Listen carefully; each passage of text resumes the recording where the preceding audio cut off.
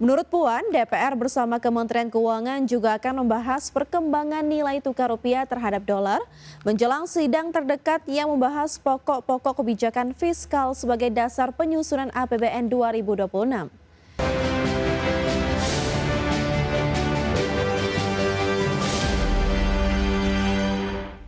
Ya, Ketua DPR RI Puan Maharani memastikan akan memanggil Bank Indonesia dan Menteri Keuangan setelah rupiah kembali terpuruk, serta mencetak rekor terendah di atas 17.500 per dolar Amerika Serikat.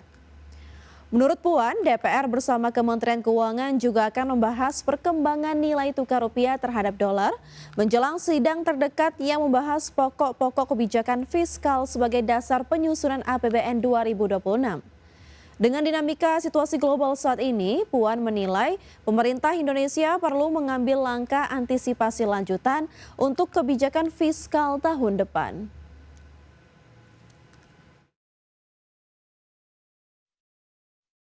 Ya, tentu saja kita akan meminta kepada pemerintah dan stakeholder yang ada untuk mengantisipasi hal tersebut, dan pada sidang ke depan ini DPR juga akan masuk dalam pembahasan KPPKR yaitu APBN 2027. Karena itu juga termasuk dalam mengantisipasi APBN dan fiskal yang akan datang. Bagaimana dengan situasi global ini kan juga bukan hanya Indonesia, ini terkait dengan situasi global, apa yang akan dilakukan oleh pemerintah termasuk dengan BI. Situasi ini jangan sampai pengaruhnya itu nantinya akan membuat Indonesia jadi terpuruk. Jadi harus diantisipasi sejak awal, bukan hanya tahun ini, tapi PT Semen Indonesia Persero Tbk akan membagikan dividen tunai sebesar 190,8 miliar rupiah untuk tahun buku 2025. Pemegang saham akan menerima dividen sebesar 28,33 rupiah per saham dengan jadwal pembayaran pada 11 Juni 2026. PT Semen Indonesia Persero Tbk atau SMGR siap membagikan dividen tunai sebesar 990,8 miliar rupiah untuk tahun buku 2025. Keputusan ini ditetapkan dalam rapat umum pemegang saham tahunan yang digelar pada 8 Mei 2026.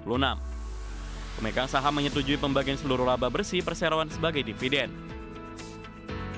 Setiap pemegang saham akan menerima dividen tunai sebesar 28,33 rupiah per saham. Manajemen menyebut pembagian dividen ini menjadi bentuk komitmen perseroan dalam memberikan nilai tambah bagi pemegang saham atas dukungan dan kepercayaan yang diberikan selama ini. Berikut jadwal pembagian dividen SMGR, dividen di pasar reguler dan negosiasi pada 20 Mei 2026, dividen di pasar reguler dan negosiasi pada 21 Mei 2026, dividen di pasar tunai pada 22 Mei 2026, dividen di pasar tunai pada 25 Mei 2026, dan pembayaran dividen pada 11 Juni 2026. Corporate Secretary Sigvita Mahreni menjelaskan perseroan berhasil mengatasi tantangan bisnis terutama pada paruh kedua 2025. Hal ini didukung penerapan strategi transformasi yang menciptakan titik balik dan tren kinerja positif hingga berlanjut pada kuartal pertama 2026. Perseroan optimis industri semen nasional akan memasuki fase pemulihan yang lebih stabil pada 2026. Pertumbuhan permintaan semen domestik diperkirakan berada di kisaran 1 hingga 2%, didukung pemulihan daya beli masyarakat serta realisasi berbagai proyek pemerintah. Tim Liputan IDX Channel. PT Nusa Tbk mencatat kinerja operasi yang solid di sepanjang kuartal pertama 2026. Pencapaian ini didorong pertumbuhan bisnis distribusi energi jasa hulu migas serta ekspansi usaha ke pasar internasional. PT El Nusa Tbk, anak usaha PT Pertamina Hulu Energi yang tergabung dalam subholding upstream Pertamina, mencatat kinerja operasi yang positif sepanjang kuartal pertama 2026. Capaian ini mencerminkan konsistensi perseroan dalam menjalankan strategi pertumbuhan berkelanjutan melalui penguatan lini bisnis utama, peningkatan efisiensi operasional, serta ekspansi portofolio usaha. Kinerja positif ELSA terutama didorong oleh segmen penjualan barang dan jasa distribusi serta logistik energi. Hingga akhir Maret 2026, volume throughput jasa transportasi bahan bakar meningkat 22% secara tahunan. Realisasi transportasi energi mencapai 7 juta kiloliter dengan pengelolaan depot BBM sebesar 965.000 kiloliter dan LPG sebanyak 31.000 ton. Pada lini jasa hulu migas terintegrasi El Nusa mencatat aktivitas survei seismik 3D seluas 47,08 km persegi dan survei 2D sepanjang 4,16 km. Pada lini jasa hulu migas terintegrasi El Nusa mencatat aktivitas survei seismik 3D seluas 47,08 km persegi dan survei 2D sepanjang 4,16 km. Untuk layanan sumur well testing menjadi aktivitas tertinggi dengan penanganan 2.578 sumur, diikuti wireline logging sebanyak 327 sumur. Selain memperkuat bisnis, inti El Nusa juga terus mendorong diversifikasi usaha melalui ekspansi internasional. Melalui anak usahanya PT El Nusa Fabrikasi Konstruksi Perseroan menjalankan aktivitas trading OCTG untuk proyek di Aljazair. Langkah ini menjadi bagian dari upaya meningkatkan sumber pendapatan dan daya saing global. Pada segmen jasa penunjang migas, El Nusa mencatat tingkat utilisasi aset sebesar 95% dengan pengelolaan 186 kontrak berjalan. Perseroan juga terus memperkuat kapabilitas melalui transformasi digital dan pengembangan teknologi berbasis kecerdasan buatan atau AI. Direktur Operasi El Nusa Andri Haribowo menegaskan Perseroan akan terus mengakselerasi penguatan layanan terintegrasi, peningkatan efisiensi, dan diversifikasi bisnis. Langkah ini dilakukan untuk menangkap peluang pertumbuhan baru sekaligus mendukung ketahanan energi nasional. Tim Liputan IDX Channel.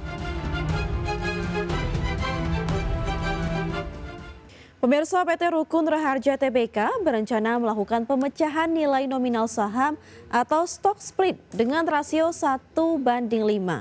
Langkah ini dilakukan untuk meningkatkan likuiditas perdagangan dan memperluas jangkauan investor di pasar modal. PT Rukun Raharja Tbk atau Raja mengumumkan rencana pemecahan nilai nominal saham dengan rasio 1:5. Perseroan akan mengubah nilai nominal saham dari Rp25 menjadi Rp5 per saham. Seiring pelaksanaan stock split, jumlah saham yang ditempatkan dan disetor penuh akan meningkat dari 4,2 miliar saham menjadi 21,1 miliar saham. Langkah ini diharapkan dapat meningkatkan likuiditas perdagangan saham Perseroan di Bursa Efek Indonesia. Manajemen Raja menyebut harga saham Perseroan yang saat ini berada di level Rp4.170 per saham dinilai sudah terlalu tinggi bagi sebagian investor. Kondisi ini membuat nilai investasi minimum untuk satu lot saham menjadi kurang terjangkau. Perseroan menyatakan rencana stock split ini telah mendapatkan persetujuan prinsip dari Bursa Efek Indonesia pada 5 Mei 2026. Selanjutnya, Perseroan akan meminta persetujuan pemegang saham melalui rapat umum pemegang saham luar biasa pada 23 Juni 2026. Dalam jadwal tentatif, Perseroan menyebut saham dengan nilai nominal lama akan diperdagangkan terakhir pada 13 Juli 2026. Sementara saham dengan nilai nominal baru dijadwalkan mulai diperdagangkan pada 16 Juli 2026. Raja juga menunjuk kantor jasa penilai publik Kusnanto dan rekan untuk melakukan penilaian pasar Perseroan. Berdasarkan hasil analisis, nilai pasar Raja per akhir 2025 tercatat mencapai $1,2 miliar Amerika Serikat. Tim Liputan IDX Channel.